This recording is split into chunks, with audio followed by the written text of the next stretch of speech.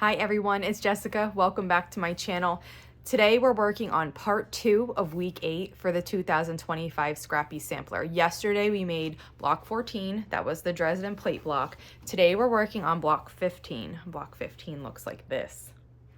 This is one of my favorites. It looks really difficult, but it's not. So let's get started. We're working on block 15 today, and the first thing that we need to make are these half rectangles. And the way we're going to do this for this pattern is foundation paper piecing. Our block needs 4 half rectangles. When you print out the template, there's going to be 2 half rectangles on there, so you just need to print it twice so you can make 4 total. And the way I do this is I use the triangles here kind of as the rough template for how to cut my fabric out. So I put my fabric on, and then I did a little fold to show where that line is, where I'm gonna sew. And then I cut, leaving about, it's a little more than a 1/4 inch, a little less than a 1/2 of an inch. So I did that. That's gonna be the one that I leave down first. And then for the one that I'm gonna flip, and I know it's labeled here 1 and 2. You typically start with 1. When it's just 2 pieces like this, it doesn't matter what you start with. So I ended up cutting out the blue first, and that's the one I'm going to leave down. But you can also cut out the white first. But for the one that I'm leaving on the paper, not flipping at all, I kind of cut it to almost the exact size. For the one that I'm flipping, I often just oversize it just a little bit, because sometimes it's hard to be exactly accurate with your flip. So I put it down with the edges lining up, and then I just roughly flip it back, and I make sure I have coverage. And I'm gonna just shift it just a touch to the right. And then let me just see what that did. Okay, and then I'm gonna try again. And now I have coverage everywhere. I'm over this edge. This edge is good. So once I do that, then I'm ready to sew. And if I bump it at all, I redo it, because you want it to be exact here. So that looks good to me now. I bumped it the first time, so I had to redo it. That looks good. Now I'm gonna flip it over. I have my stitch length turned down here to like a 1.5. I'm going to start sewing. I back stitch at the beginning and the end, and I'm just going to sew across directly on this black line. Okay, and now when I open it, if I finger press it open, you just need to make sure that you have coverage beyond the dotted line, which is your 1/4 inch seam allowance. The black line shows the actual size of the block. The space between the black line and the dotted line is the 1/4 inch seam allowance. And then what we're going to do is we're just gonna trim this. So let's do that now. There's the unit we just made. You could press this with an iron if you want. I'm just gonna finger press like that. And then I flip it over. And then we're lining up the 1/4 inch on our ruler on the dark black line. So that means that when we're cutting here, we're cutting actually on the dotted line. So that's one side. And then I'm gonna rotate it and cut the other 2 sides. So I'm just making sure my 1/4 inch line of my ruler is on the dark black line, and then I'm gonna cut.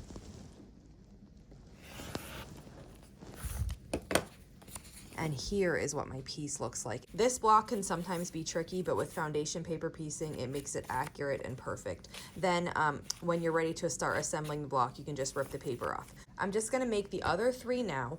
Then we'll make the other units we made for this block, and then we'll start assembling. I made all 4 of the half rectangles that I need for my block. To remove the paper, it's easy. You just fold it back on the sewing line, and then you should just be able to tear it away. Because we decrease the stitch length, the paper gets perforated, and you can just rip it right away. And I'm just using regular printer paper. They make paper that you can use for foundation paper piecing blocks, and you can get that if you like. I like just using regular printer paper. So I just remove the paper from all 4 and set these aside. We're going to work on the next unit now, and we've made a unit like this. The colors were laid out differently and the size was differently, but we have made this unit before in the quilt along. So this is what we need to do, and we're going to go 1 step at a time. I'll put the small triangle on top of the square and sew across, then snip the overhang at the bottom side. Okay, then we'll finger press this open.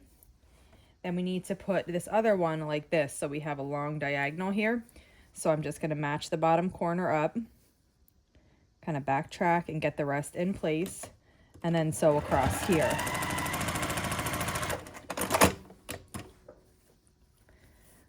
When I finger press that open, we just need to cut this overhang here. So our unit looks like this so far. And now we're going to just lay it on top of the white triangle. I'm matching the bottom corner to start and then just backtracking the rest of the way. I usually start sewing at the top and then get the bottom in place for this kind of unit.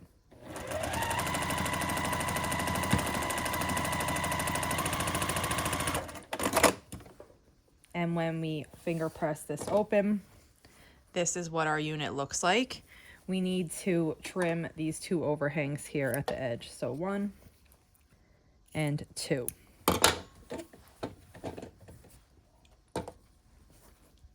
And we need to make 4 of these also.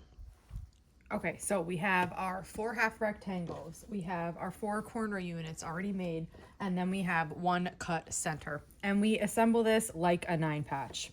For this block, the white portion goes toward the center of the block.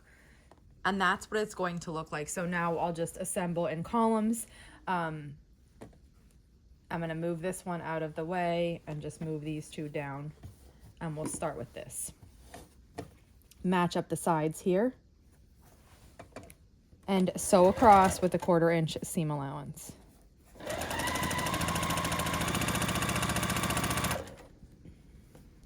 Then we'll just keep adding the units in the order that they're meant to go and sewing them together.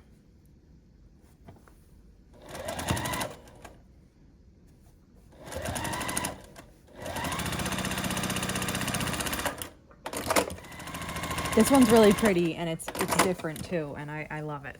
So here is how it looks.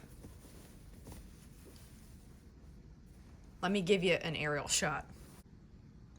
Isn't that such a pretty block? Now that we have blocks 14 and 15 ready to go, we can start assembling our row 2. So I have mine laid out. Let me show you and then we'll start assembling. I have my blocks and my first row laid out here. So those are the 2 we just made and I put them at the end. In addition to the blocks that we've made for this row, we need to add 6 half square triangles and 1 square to set this 9-inch block and make it 12 inches. So the first thing we're going to do is assemble this together and make it 1 block. Then we're going to sew the 2 6-inch blocks together. Then we're going to sew these to this 12-inch, to this one, and finally to this one. And when we have our row together, we can sew row 1 to row 2. These are my half square triangles that go across the top of the block. So I'm going to sew those together. And then I'm going to sew the square to the edge of the last half square triangle. So our piece looks like this. Then I'm going to get the ones that are on the side. I'm just trimming the overhangs here. Okay, this is how I want them to go in the block. But I'm gonna just take it now and just turn it sideways and sew them together like this. Now we have our side piece. So I'm going to bring that block over. This is going to get sewn onto the side of it. We have this, and we need to add this top piece. So I'm just gonna turn the whole thing sideways and then start sewing this piece on.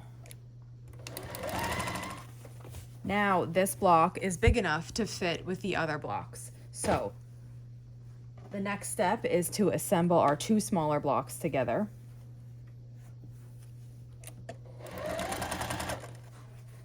That looks like that. And these get put right next to this block on the side without the half square triangles. So we're gonna sew these here.